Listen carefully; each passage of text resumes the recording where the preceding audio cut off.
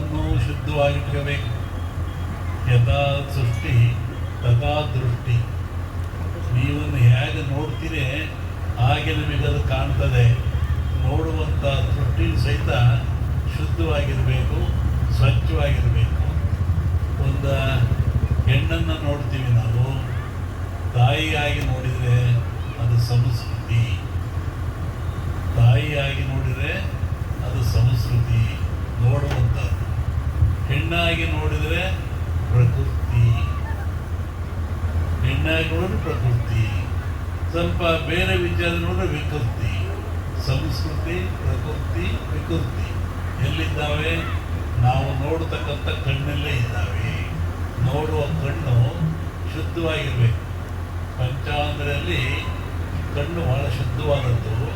ಆ ಕಣ್ಣಿಗೆ ಬಹಳ ಮಹತ್ವ ಬರಬೇಕು ಅಂದರೆ ನಿಮ್ಮ ಕಣ್ಣು ಶುದ್ಧವಾಗಿರಬೇಕು.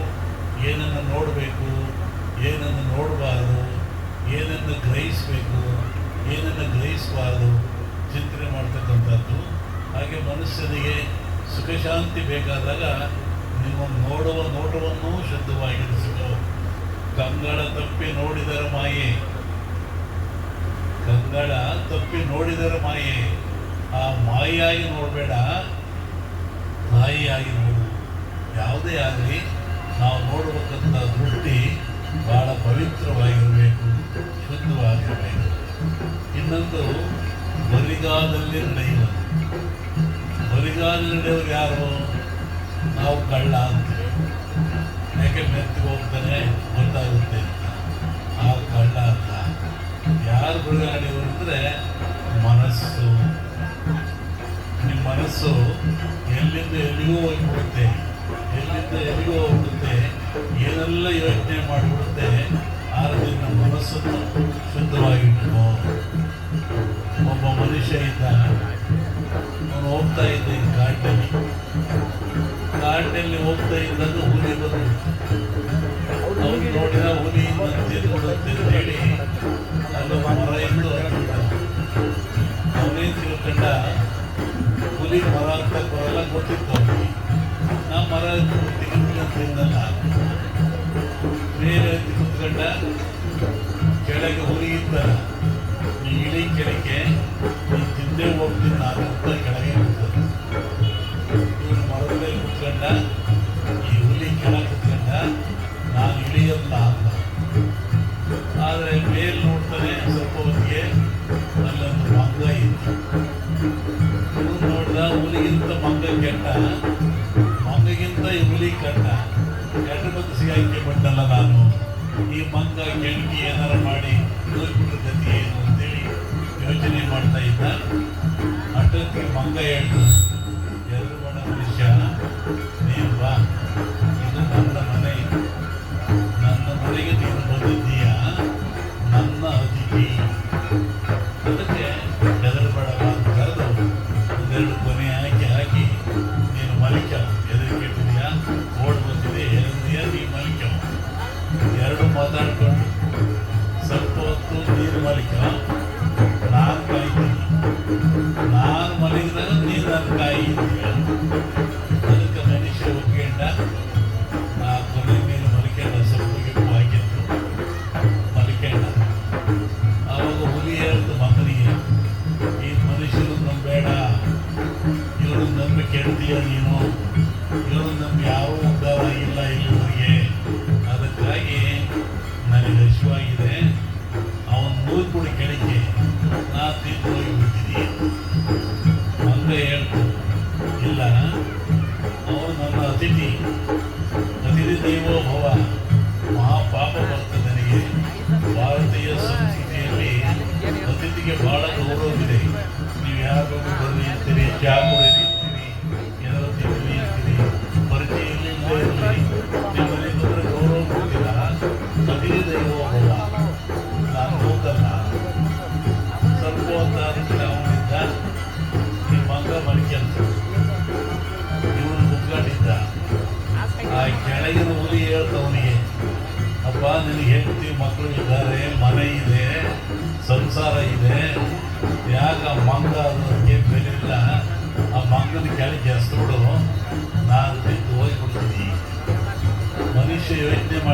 ಹೌದಲ್ವೇ, ಹೋದ್ರು ಮಂಗ ತಾನೇ ಹೋಗೋದು ಅಂತೇಳಿ ಆ ಮಂಗನ ಕೆಡಿಬೇಕು ಅಂತ ಕೈ ಹಾಕಿದ, ಮಂಗ ಹಾರಿ ಹೋಗ್ಬಿಟ್ಟಿದೆ.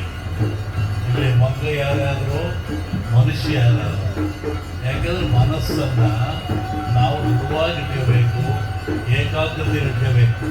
ಆ ಮನಸ್ಸನ್ನು ಭಗವಂತ ಅನಿಸಿದರೆ ಅವನು ಮಹಾದೇವನಾಗ್ತಾನೆ, ತಿಳಿಸದೆ ಹೋದರೆ ಮನುಷ್ಯನಾಗ್ತಾನೆ.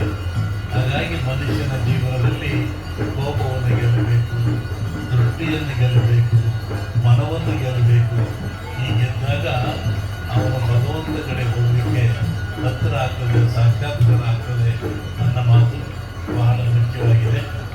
ನಾವು ಇಲ್ಲಿ ಬರಬೇಕಾದ್ರೆ ಕಾರ್ಯಕ್ರಮ ಕರೆದು ನಮಗೇನು ಕೆಲಸ ಇತ್ತು ಆಯಿತು ಅಂತೇಳಿ ಈ ಜಮ್ಮುಕಂಡಿ ಮೇಲೆ ಜಮ್ಮುಕಂಡಿಯಲ್ಲಿ ನಮ್ಮ ಮಠ ಇದೆ.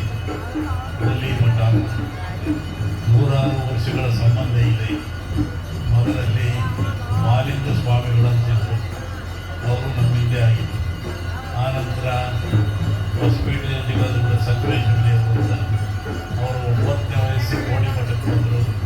ಅವರು 35 ವರ್ಷ ಕೋಡಿ ಮಠದಲ್ಲೇ ಇದ್ದು ಅವ್ರಿಗೆ ಕಾಶಿ ಕಳಿಸಿ ಪಂಡಿತರನ್ನು ಮಾಡಿದರು. ಅವರಿಗೆ ಹೊಸಪೇಟೆ ಹಾಲಿಕೆರೆ ಮಠಕ್ಕಾದರು. ಅವರು ಮಧ್ಯಾಹ್ನ ಜಗಳ ಶುರುವಾಯಿತು, ಕೋರ್ಟ್ ಕಚೇರಿ. ಆಮೇಲೆ ತೋಟಗಾರಿ ಸ್ವಾಮಿಗಳಂತ ಒಬ್ಬರನ್ನು ಮಾಡಿದರು.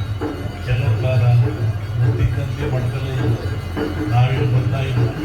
ಕಡ್ಕೋಡ, ರಾಮತೀರ್ಥ ಅದೆಲ್ಲ ಮಠದ ಜಮೀನು ಹೊಡಿತಾರೆ. ಅವಾಗ 100 ರೂಪಾಯಿ ಕೊಡ್ತಾ ಇದ್ವಿ. ಇವತ್ತೆಲ್ಲ ಭಾಳ ಬೆಲೆ ಆಗಿದೆ. ಅದೆಲ್ಲ ನಾವು ಸೌಂಡಿದ್ದಾರೆ. ಈ ಜನ್ಮ ಸ್ವಾಮಿಗಳಂತ ಅಕಾಲ ಮುಖ್ಯವಾದಲ್ಲ, ಅವರು ನಮ್ಮಲ್ಲಿ ಹೀಗಾಗಿ ಬಂದು ಬರ್ತಾ ಇದ್ರು. ನಾವು ಒಂದ್ಸತಿ ಬಂದಾಗ ಕೇಳಿದ್ರು, ಎಲ್ಲ ಸೌಡಾಗಿದೆ, ಯಾಕೆ ಬರೋದಿಲ್ಲ, ಏನು ಮಾಡೋದು, ನೀವು ಮಾರಿ ಮಠಕ್ಕೆ ಉಪಯೋಗ ಮಾಡ್ತೀವಿ. ಯಾಕೆಂದರೆ ಅವಾಗ 100 ರೂಪಾಯಿ ಕೊಡ್ತಿದ್ವಿ ನಾವು, ಈಗ ಲಕ್ಷಗಟ್ಟಲೆ ಬಂದರೆ ಹಾಗೆ ಮಾಡ ಅಂತ ನೋಡ್ರಿ, ಮಾಡಿಗಟ್ಟಲೆ ಅಂತ ಹೇಳಿದ್ವಿ.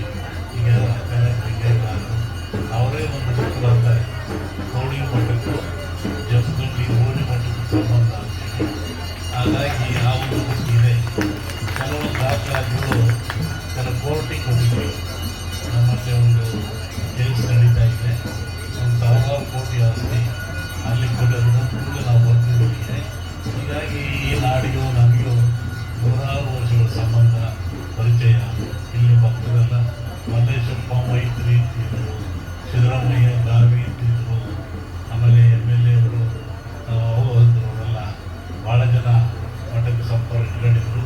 ಅದು ಒಂದಾಯಿತು. ಈ ಆಶ್ರಮ ಕಾರ್ಯಕ್ರಮಕ್ಕೆ ಕರೆದ್ರು, ಇದು ನೋಡಿದಂಗಾಯಿತು ಅಂತೇಳಿ ಬಂದ್ವಿ. ಇವತ್ತು ನಮ್ಮ ಅಖಾಡ ಸಾಧುಗಳು, ನಮ್ಮ ಸ್ನೇಹಿತರಾದ ಜೈವ ಸ್ವಾಮಿಗಳು, ಎಲ್ಲ ಸ್ವಾಮಿಗಳು ಸೇರಿದ್ದಾರೆ. ಹೋರಾಟ ಸ್ವಾಮಿಗಳು ಪಾಪ ಜೀವನದಲ್ಲಿ ಒಂದು ಸಮಾಜಕ್ಕಾಗಿ ಹೋರಾಟ ಮಾಡ್ತಕ್ಕಂಥವ್ರು. ಹೆಣ್ಣಿಗಾಗಿ ಹೋರಾಟ ಮಾಡಲಿಲ್ಲ, ಮಣ್ಣಿಗಾಗಿ ಹೋರಾಟ ಮಾಡಲಿಲ್ಲ, ಬನ್ನಿಗಾಗಿ ಮಾಡಲಿಲ್ಲ, ಮಠಕ್ಕಾಗಿ ಮಾಡಲಿಲ್ಲ, ತನ್ನ ಸಮಾಜಕ್ಕಾಗಿ ಮಾಡ್ತಕ್ಕಂಥ ಏಕೈಕ ವ್ಯಕ್ತಿಗಳಿಗೆ ಬಸವ ಪ್ರಿಯರು. ಅವರು ಸಹಿತ ಬದುಕತಕ್ಕಂಥದ್ದು ಭಾಳ ಸಂತೋಷ. ಮುಂದೆ ನಿಮ್ಮೆಲ್ಲರಿಗೂ ಒಳ್ಳೆಯದಾಗಲಿ, ಒಂದು ಪ್ರೀತಿ ಭಕ್ತಿ ಹೆಚ್ಚಾಗಲಿ. ಧರ್ಮ ಇರೋದು ಒಡೆದಾಡ್ಸಕ್ಕಲ್ಲ, ಧರ್ಮ ಇರೋದು ಜಗಳ ಮಾಡಲಿಕ್ಕಲ್ಲ, ಧರ್ಮ ಇರೋದು ಕೋರ್ಟ್ಗೆ ಹೋಗಕ್ಕಲ್ಲ, ಧರ್ಮ ಇರೋದು ಒಳ್ಳೆಯದನ್ನು ಮಾಡಲಿಕ್ಕೆ, ಪ್ರೀತಿಯನ್ನು ಮಾಡಲಿಕ್ಕೆ, ಒಬ್ಬರನ್ನೊಬ್ಬರು ಪ್ರೀತಿಯಿಂದ ಬಾಳಲಿಕ್ಕೆ. ಎಲ್ಲ ಕಡೆ ಹೋದ್ರೆ ಏನಾಗಿದೆ, ಈಗ ಬರೇ ಜಾತಿ ಆಡಿ ಜಾತಿ ಆಡಿ ಜಾತಿ ಆಡಿ ಈ ಜಾತಿ ವಿನಾಶವಾಗ್ತಾ ಇದೆ. ಈಗ ಸ್ವಾಮಿಗಳು ನಾವು ಮಾತಾಡ್ತಾ ಇದ್ವಿ, ಏನಾದೀತು ಏನಾಗ್ತದೆ ಅಂತ. ಇದು ವಿನಾಶದ ಕಾಲ. ಜಾತಿ ಜಾತಿ ಪಕ್ಕದಲ್ಲಿ ಪ್ರೀತಿ ಬರಬೇಕು, ನೆಮ್ಮದಿ ಬರಬೇಕು, ನಂಬಬೇಕು. ಇವತ್ತು ನಂಬಿಕೆ ಇರತಕ್ಕಂಥದ್ದು ನಿಲ್ಲವೇ ಇಲ್ಲ. ಗಂಡ ಹೆಂಡತಿಯನ್ನು ನಂಬಲ್ಲ, ಹೆಂಡತಿ ಗಂಡನ ನಂಬಲ್ಲ, ಗಂಡ ಹೆಂಡತಿದ್ರು ಮಕ್ಕಳು ನಂಬಲ್ಲ, ಬಂಧುಗಳು ನಂಬಲ್ಲ. ಎಲ್ಲ ಯಾಕಾಗಿದೆ ಅಂದರೆ ದುಡ್ಡಿನಲ್ಲಿದೆ. ದುಡ್ಡು ಸಂಬಂಧವನ್ನು ಕಳೀತದೆ, ಪ್ರೀತಿಯನ್ನು ಕಳೀತದೆ, ವಿಶ್ವಾಸವನ್ನು ಕಳೀತದೆ, ಗುರು ಶಿಷ್ಯರನ್ನು ಕಳಿಸ್ತದೆ, ಬಾಂಧವ್ಯವನ್ನು ಹಾಳು ಮಾಡ್ತಾ ಇದೆ. ಹಾಗಾಗಿ ಜಾತಿಗೆ ಬೆಲೆ ಕೊಡದೆ ನೀವು ಪ್ರೀತಿಗೆ ಬೆಲೆ ಕೊಡ್ರಿ, ಮನುಷ್ಯನಾಗಿ ಪ್ರೀತಿ ಮಾಡ್ರಿ, ನಮ್ಮವರಂತಾಗಿ ಪ್ರೀತಿ ಮಾಡ್ರಿ. ಹಾಗಾಗಿ ಈ ಮಠ ಆ ದಶೆಯಲ್ಲಿ ಹೋಗ್ತಾ ಇದೆ. ನಾನು ಮನವರಿಕೆ ಆಗಿದೆ, ಈ ಮಠ ಇನ್ನೂ ಚೆನ್ನಾಗಿ ಬೆಳೀಬೇಕು.